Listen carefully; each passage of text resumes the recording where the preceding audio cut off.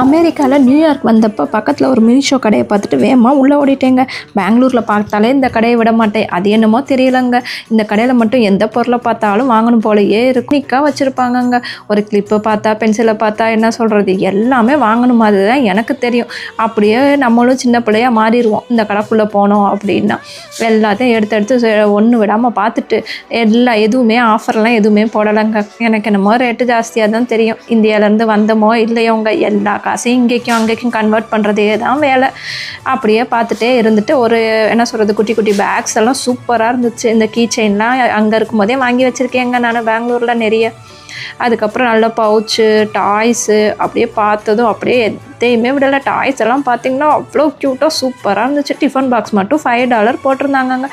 உடனே வேறு ஏதாவது $5 போட்டிருக்காங்களா அப்படின்னு சொல்லி பார்த்துட்டு 2-3 ஐட்டத்தை எடுத்துகிட்டு நாங்களும் கிளம்பிட்டோம். மீண்டும் சந்திக்க சப்ஸ்கிரைப்.